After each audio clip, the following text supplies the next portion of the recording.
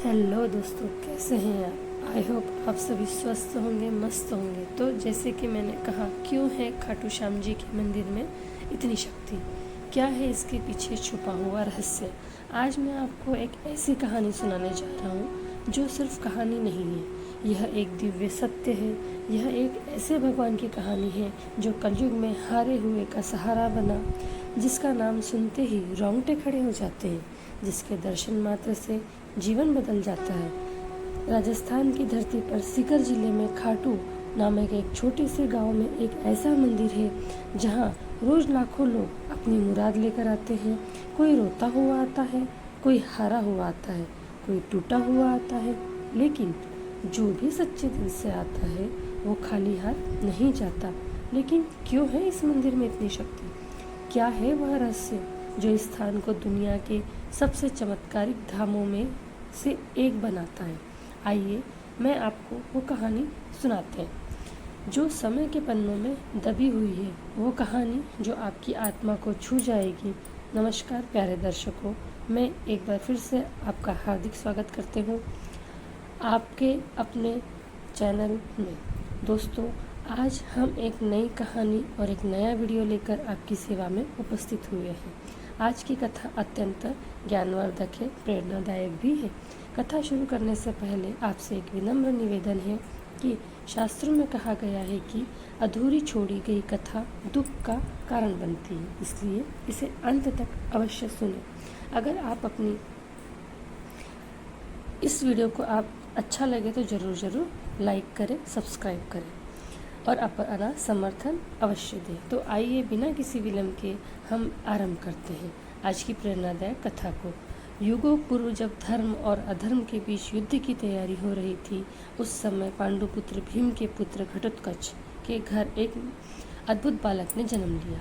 उसकी माता का नाम था मोरवी, जो अहिलावती के नाम से प्रसिद्ध थी। जन्म के समय ही आकाश में दिव्य प्रकाश फैला था, देवताओं के मृदंग बजे। यह बालक था बर्बरिक, एक ऐसा योद्धा जिसकी वीरता और शक्ति की गाथा आज भी कही जाती है। बर्बरिक के जन्म के साथ ही प्रकृति में अनेक चमत्कार हुए थे। वृक्ष फल फूलों से लद गए, नदियाँ मधुर संगीत बजाने लगी, पशु पक्षी आनंद में नृत्य करने लगे। यह सब इस बात का प्रमाण था कि कोई दिव्य आत्मा धरती पर अवतरित हुई है। बचपन से ही बर्बरिक में अद्भुत शक्तियाँ थी। जब वो मात्र 5 वर्ष के थे, तब उनने एक हाथी को केवल अपनी मुट्ठी के बल पर रोक दिया था। 10 वर्ष की आयु में उसने 100 राक्षसों का वध कर दिया। माँ मोरवी ने अपने पुत्र को सिखाया था, हे पुत्र, जीवन में हमेशा याद रखना कि सबसे बड़ा धर्म है हारे हुए की सहायता करना। जो निर्बल है, जो असहाय है, जो संकट में है, उसके साथ खड़े होना ही सच्चा धर्म है। माँ के इन शब्दों को बर्बरिक ने अपने हृदय की गहराई में बसा लिया था। जब वह जानते थे कि उनकी शक्ति का उपयोग कमजोर की रक्षा के लिए करना है। जब बर्बरिक 16 वर्ष के हुए, तब उनने घोर तपस्या की।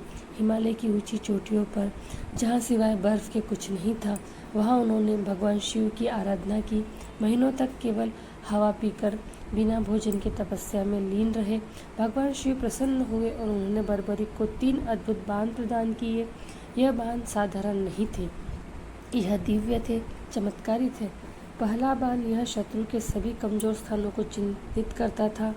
जहाँ भी यह निशाना लगा था, वहाँ लाल रंग का चिन्ह बन जाता। दूसरा बाण यह मित्रों और रक्षणीय व्यक्तियों को पहचान कर उन्हें चिन्हित करता था, उन पर नीले रंग का निशान बनाता था। तीसरा बाण यह सबसे शक्तिशाली था। यह लाल निशान वाले सभी स्थानों को एक साथ भेद कर शत्रुओं का संहार करता था और नीले निशान वाले सभी को सुरक्षित कर देता। माता मोरवी ने, जो स्वयं एक नाग कन्या थी, अपने पुत्र को दिव्य धनुष प्रदान किया। यह धनुष इतना शक्तिशाली था कि इसके टंकार से ही शत्रु भयभीत हो जाते। इस धनुष का नाम था महाकाल दंड।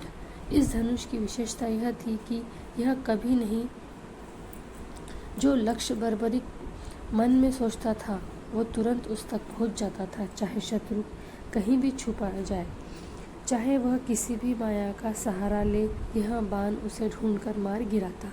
जब महाभारत के युद्ध की घोषणा हुई, तब बर्बरिक के हृदय में भी युद्ध में भाग लेने की इच्छा जागी। उसने सोचा, यह तो धर्म और अधर्म का युद्ध है, मुझे इसमें अवश्य भाग लेना चाहिए। लेकिन प्रश्न था किस पक्ष में। बर्बरिक के मन में कोई शंका नहीं थी। उसकी माँ ने जो संस्कार दिए थे उसके अनुसार उसे हमेशा हारने वाले का साथ देना था। वह अपने नीले घोड़े पर सवार हो कर कुरुक्षेत्र की ओर चल पड़े। रास्ते में जो भी उसे मिलता वह पूछता, कुरुक्षेत्र में कौन जीत रहा है? सभी का एक ही उत्तर था, पांडव निर्बल है, कौरव शक्तिशाली है। यह सुनकर बर्बरिक का निर्णय और भी पक्का हो गया। वह पांडवों का साथ देगा। कुरुक्षेत्र के पास पहुंचकर बर्बरिक ने एक वट वृक्ष के नीचे विश्राम किया। वहां उसे एक युवा ब्राह्मण मिला जो अत्यंत सुंदर और तेजस्वी था। उसकी आंखों में अद्भुत गहराई थी, मुस्कान में दिव्य चमक थी। यह ब्राह्मण और कोई नहीं, स्वयं भगवान कृष्ण थे जो बर्बरिक की परीक्षा लेने आए थे। बस ब्राह्मण ने मधुर स्वर में कहा, तुम कहाँ जा रहे हो और यह 3 बाण लेकर क्या करोगे? क्या तुम्हें लगता है कि मात्र 3 बाणों से तुम युद्ध जीत सकते हो? बर्बरिक ने विनम्रता से उत्तर दिया, हे ब्राह्मण देव, यह कोई साधारण बाण नहीं है। एक बाण से मैं अपने शत्रुओं को चिन्हित कर सकता हूँ, दूसरों से मित्रों को और तीसरों से सभी शत्रुओं का संहार। यदि आवश्यकता हो तो एक ही बाण से मैं सारी पृथ्वी को छलनी कर सकता हूँ। ब्राह्मण ने मुस्कुराते हुए कहा, यह कैसे संभव है? वत्स दिखाओ मुझे अपनी शक्ति। उन्होंने पास से एक विशाल पीपल के वृक्ष को इशारा किया और कहा, इस वृक्ष के सभी पत्तों को छेद दो, लेकिन ध्यान रहे एक भी पत्ता नष्ट नहीं होना चाहिए, केवल छेद होना चाहिए। बर्बरिक ने अपने पहले बाण को धनुष पर चढ़ाया। मन ही मन उसने संकल्प किया था, महादेव इस वृक्ष के हर पत्ते के मध्य में छेद हो जाए। बाण छूटा और चमत्कार हो गया। वृक्ष के हजारों पत्तों में प्रत्येक के मध्य में एक सुंदर गोल छेद हो गया। पूरा वृक्ष मानो कलाकृति बन गया था। लेकिन यह चमत्कार यही नहीं रुका। ब्राह्मण के पैर के नीचे भी एक पत्ता था जिसमें भी छेद हो गया था। बर्बरिक समझ गया कि यह कोई साधारण ब्राह्मण नहीं है। तभी ब्राह्मण का रूप बदलने लगे। उनके चारों ओर दिव्य प्रकाश फैल गया। उनके सिर पर मोरपंख का मुकुट दिखाई दिया, हाथ में सुदर्शन चक्र और मुरली। यह थे स्वयं भगवान कृष्ण।